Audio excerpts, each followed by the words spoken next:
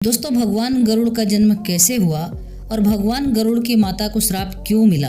गरुड़ पुराण के बारे में तो हम सब जानते ही हैं, लेकिन क्या आप भगवान गरुड़ के जन्म के बारे में जानते हैं? भगवान गरुड़ के जन्म की यह रहस्यमय कहानी कश्यप ऋषि की दो पत्नियां विनता और कद्रु के साथ शुरू होती है।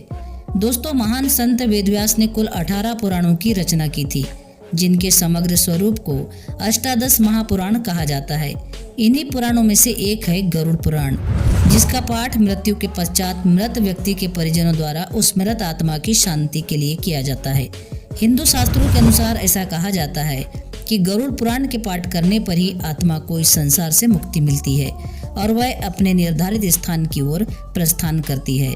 लेकिन क्या आप जानते हैं कि गरुड़ पुराण जिस भगवान गरुड़ पर है, उनका जन्म कैसे हुआ था और भगवान गरुड़ की माता को श्राप क्यों दिया था और किसने दिया था? अगर आप नहीं जानते तो इस वीडियो को ध्यान से अंत तक जरूर देखिएगा।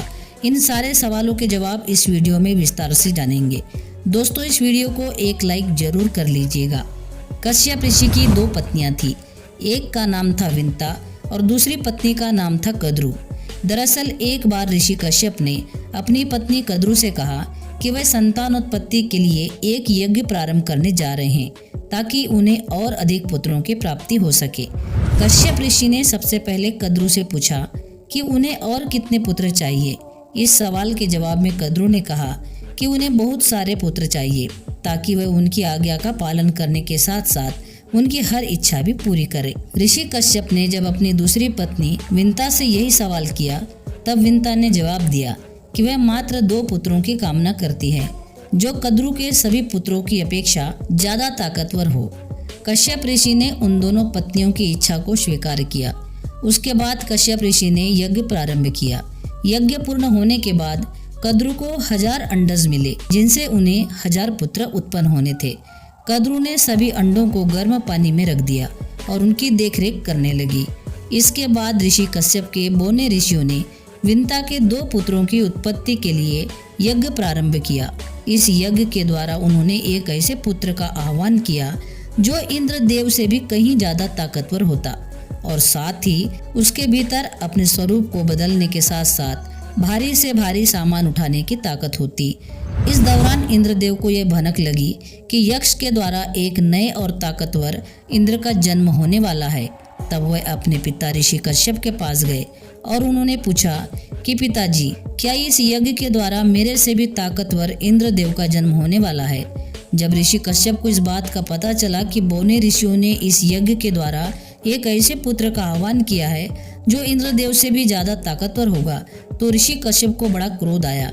अपने पुत्र का सम्मान बचाए रखने के लिए कश्यप ऋषि बोने ऋषियों के पास गए और उनसे कहा कि उनके पुत्र से एक भूल हो गई है, जिसके लिए वे माफी के हकदार हैं। आप जिस ताकतवर इंद्र का आह्वान कर रहे हैं, उसे देवताओं का नहीं बल्कि पक्षियों के इंद्र के रूप में बुलाए।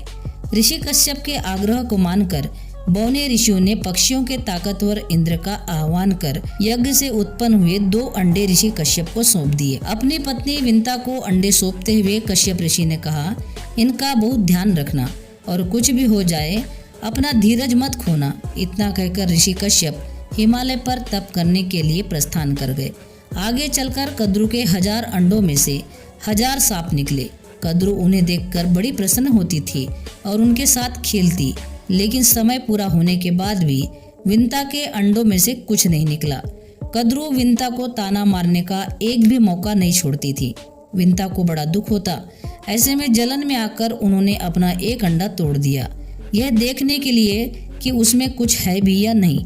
अंडे के भीतर उसे अपना पुत्र दिखाई दिया, जिसके शरीर का ऊपरी हिस्सा तो था, लेकिन बाकी का हिस्सा मात्र मांस का लोथड़ा था। इस पुत्र का नाम अरुण था।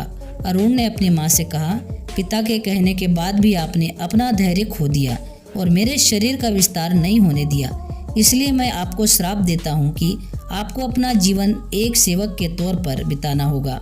अगर दूसरे अंडे में से निकला उनका पुत्र उन्हें इस श्राप से मुक्त न करवा सका, तो वह आजीवन दासी बनकर रहेगी।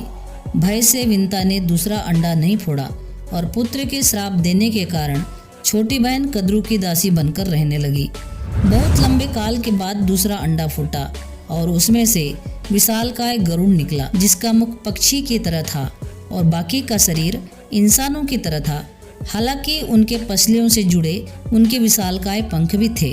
गरुड़ भी अपनी माँ के साथ सेवक के तौर पर ही रहा।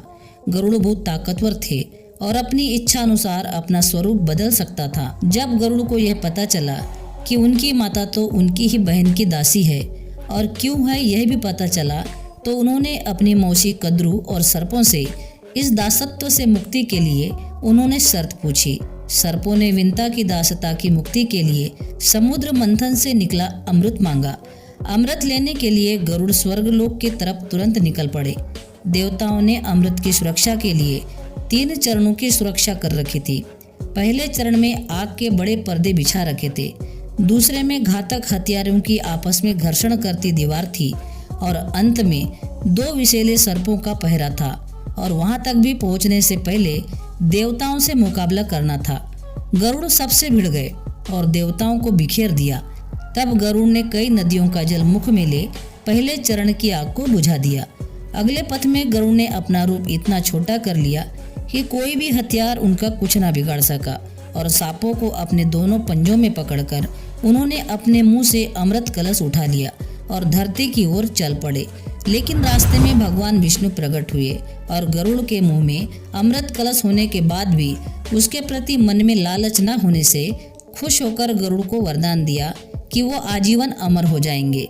तब गरुड़ ने भी भगवान को एक वरदान मांगने को कहा, तो भगवान ने उन्हें अपनी सवारी बनने का वरदान मांगा। इंद्र ने भी गरुड़ को वरदान दिया कि वो सांपों को भोजन के रूप में खा सकेगा। इस पर गरुड़ ने भी अमृत सकुशल वापस का वादा किया। अंत में गरुड़ ने सर्पों को अमृत सौंप दिया और भूमि पर रखकर कहा कि यह रहा अमृत कलश, मैंने यहाँ लाने का अपना वादा पूरा किया है और अब यह अमृत कलश आपके सुपुर्द हुआ, लेकिन इसे पीने से पहले आप सभी स्नान करें तो अच्छा होगा। जब वे सभी सर्प स्नान करने गए तभी वहां अचानक से इंद्र पहुंचे और अमृत कलश को वापस अपने साथ ले गए। इस तरह भगवान गरुड़ की शर्त भी पूरी हो गई और सर्पों को अमृत भी नहीं मिला। दोस्तों, आशा करती हूँ कि ये वीडियो आपको पसंद आई होगी।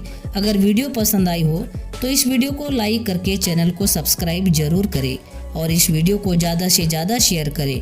पूरा वीडियो देखने के लिए आपका बहुत बहुत धन्यवाद।